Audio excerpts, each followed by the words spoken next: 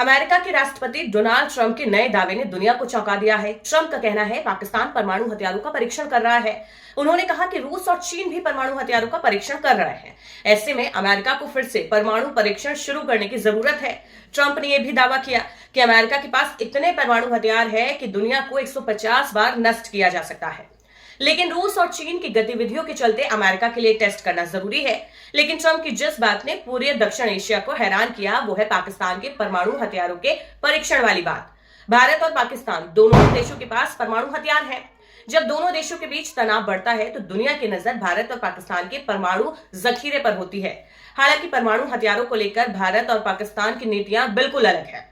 पाकिस्तान की नीति है अगर उसे अपनी सुरक्षा पर खतरा महसूस हो तो वो पहले परमाणु हथियारों का इस्तेमाल कर सकता है। इसे फर्स्ट यूज पॉलिसी कहा जाता है। हालांकि भारत की पॉलिसी है कि वो पहले कभी परमाणु हथियारों का इस्तेमाल नहीं कर सकता जब तक कि उस पर हमला ना हो। इसे नो फर्स्ट यूज पॉलिसी भी कहा जा सकता है। अब ऐसे में अगर पड़ोसी देश किसी बड़े प्लान की साजिश रच रहे हैं तो ऐसे में भारत के लिए भी जरूरी है कि वो अपनी तैयारी पूरी रखे, ताकि अगर भविष्य में कभी टू फ्रंट वॉर की स्थिति आए तो उसका डटकर मुकाबला किया जा सके। अगर ट्रंप की बातों में सच्चाई है तो एक सच पाकिस्तान को भी जान लेना चाहिए। पाकिस्तान के एटमी परीक्षण के जवाब में भारत सीधे हाइड्रोजन बम का परीक्षण कर सकता है। ये डर पाकिस्तान को है भी। हाइड्रोजन बम परमाणु बम से कहीं ज्यादा खतरनाक और घातक और विनाशकारी होते हैं।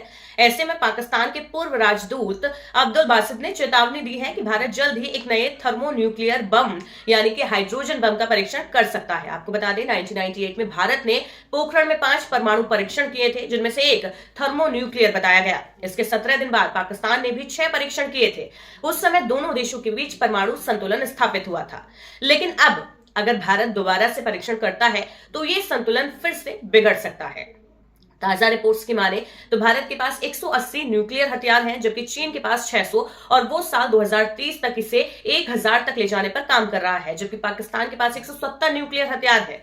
ऐसे में कई भारतीय रणनीतिज्ञ मानते हैं कि अगर अमेरिका, रूस और चीन अपने परीक्षण फिर शुरू करते हैं तो भारत के पास भी विंडो है कि वो अपने हाइड्रोजन बम का फिर से परीक्षण करे और ज्यादा शक्तिशाली और नई छोटी मिसाइल हथियारों को परखे, ताकि आपातकालीन स्थिति से निपटा जा सके।